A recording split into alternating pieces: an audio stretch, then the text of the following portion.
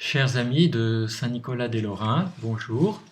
Nous sommes lundi 25 mai et nous poursuivons notre chemin vers la Pentecôte. Pendant ce temps qu'on appelle le Cénacle, où entre l'Ascension et la Pentecôte, les apôtres sont confinés autour de la Vierge Marie et attendent la réalisation de la promesse que leur a faite Jésus d'être baptisés dans l'Esprit Saint. La dernière fois, vendredi, nous avons regardé avec le pape comment coïncident charité et mission. L'annonce se fait parce que nous sommes enveloppés et embrasés du don de la charité. Et ce jumelage entre charité et mission revêt un nouveau visage aujourd'hui avec le défi de la mondialisation. Aujourd'hui, le Saint-Père nous invite à contempler l'épouse du Christ et ses bijoux. Quels sont les bijoux de l'épouse du Christ qui est l'Église ? Eh bien, je vous le dis tout de suite, annoncer l'Évangile en compagnie des martyrs et des saints. Question. Vous avez fait allusion à l'inculturation. Quelles sont aujourd'hui les nouvelles attentes et sensibilités dont il faut faire preuve dans le processus destiné à rendre féconde l'annonce de l'Évangile dans les différents contextes sociaux et culturels ? Il y a 100 ans précisément, le 11 novembre 1919, dans sa lettre apostolique Maximum Illud, le pape Benoît XV appelait plaie de l'apostolat, vous entendez bien, plaie de l'apostolat, le spectacle des missionnaires plus occupés à accroître la puissance de leurs patries respectives qu'à accroître le royaume de Dieu. Et en citant saint Paul, il rappelait à tous que la foi chrétienne n'est étrangère à aucune nation et que là où il n'est plus question de Grecs ni de Juifs, de circoncision ou d'incirconcision, de barbares, de scythes, d'esclaves, d'hommes libres, il n'y a que le Christ qui est tout et en tous. Au cours des 2 derniers millénaires, les peuples qui ont reçu la grâce de la foi l'ont fait s'épanouir dans leur vie quotidienne et l'ont transmise selon les usages de leur culture. Le christianisme ne dispose pas d'un seul et unique modèle culturel. Comme l'a reconnu Jean-Paul II, tout en restant pleinement lui-même, dans l'absolue fidélité à l'annonce évangélique et à la tradition ecclésiale, le christianisme revêtira aussi le visage des innombrables cultures et des innombrables peuples où il est accueilli et enraciné. Fin de citation. L'Esprit Saint embellit l'Église par les expressions nouvelles des personnes et des communautés qui embrassent l'Évangile. Ainsi, adoptant les valeurs des différentes cultures, l'Église devient sponsa ornata monilibus suis, l'épouse qui se pare de ses bijoux, comme l'évoque le prophète Isaïe. Il est vrai que plusieurs cultures ont été étroitement liées à la prédication de l'Évangile et au développement de la pensée chrétienne. À l'époque où nous vivons, il devient toujours plus urgent de garder présent à l'esprit que le message révélé ne peut s'identifier à aucune culture. Dans la rencontre avec les nouvelles cultures ou avec des cultures qui n'ont pas accueilli la prédication chrétienne, il ne faut pas essayer d'imposer une forme culturelle déterminée en même temps que la proposition évangélique.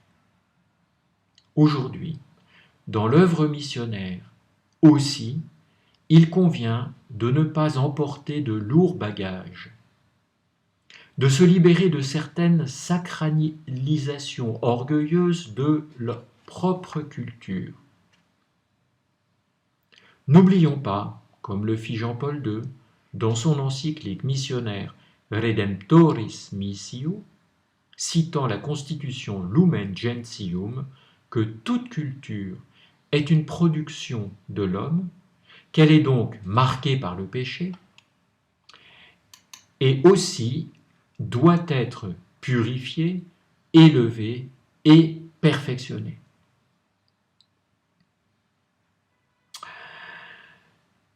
Le pape dit ça au moment où il y a ces controverses à propos de la culture en Amazonie, n'oubliez pas.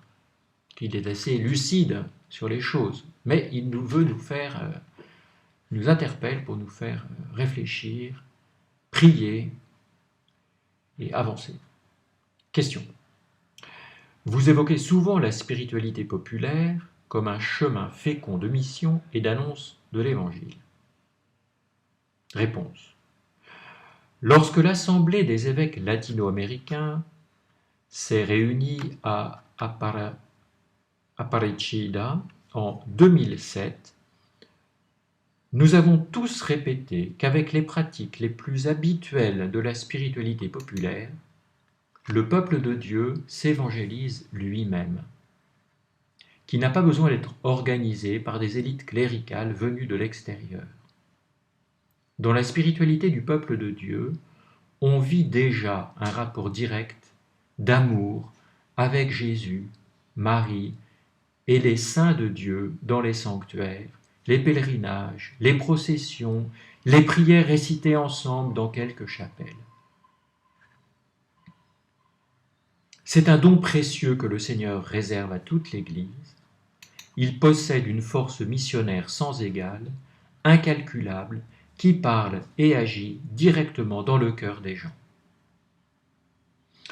L'Église en Occident pourrait parfois faire son examen de conscience à cet égard dans l'application de manière idéologique, un peu idéologique ou beaucoup idéologique du Concile à propos de la dévotion populaire, qui demande d'être purifié, élevé et perfectionné, mais pas débouté. Question. Martyr et mission. Vous avez souvent rappelé le lien intime qui unit ces deux expériences. Dans la vie chrétienne, l'expérience du martyr et la proclamation de l'Évangile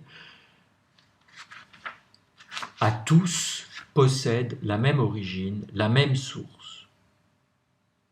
L'amour de Dieu répandu dans nos cœurs par l'Esprit Saint qui donne force, courage et consolation. Le martyr est la plus haute expression de la reconnaissance et du témoignage rendu au Christ qui représente l'accomplissement de la mission de l'œuvre apostolique. Je pense à nos frères coptes massacrés en Égypte qui prononçaient à voix basse le nom de Jésus tant qu'ils étaient décapités. Je pense aux sœurs de Mère Teresa tuées au Yémen alors qu'elles s'occupaient de patients musulmans d'une résidence pour personnes âgées handicapées.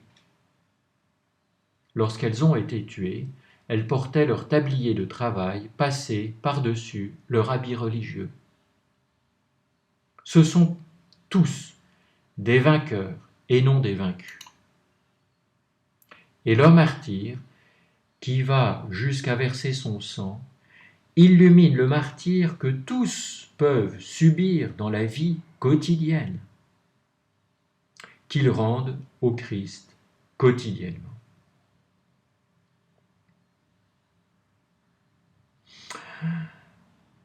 C'est ce que l'on peut voir quand on visite les maisons de retraite des missionnaires âgés, souvent malmenés par la vie qu'ils ont vécue. Un missionnaire m'a confié que nombre d'entre eux perdent la mémoire et ne se souviennent plus du tout du bien qu'ils ont fait. Mais cela est sans importance, a-t-il ajouté, car pour sa part, le Seigneur s'en souvient Très bien. Chers frères et sœurs, nous remercions le Seigneur pour nous associer à la communication de la bonne nouvelle, la transmission de la bonne nouvelle qui grandit, fleurit en foi, espérance et amour dans le cœur de ceux à qui nous nous adressons. Nous prions pour que ce témoignage soit un nouvel appel à notre sainteté, que l'Esprit Saint nous sanctifie, unifie notre vie. Roi du ciel, consolateur, esprit de vérité, toi qui es partout présent, toi qui emplis tout, trésor de grâce et donateur de vie, viens et demeure en nous. Purifie-nous de toute souillure et sauve nos âmes, toi qui es bonté. Amen. Je vous souhaite une très bonne journée. Soyez tous des bijoux qui ennoblissent et embellissent l'épouse du Christ qu'est l'Église.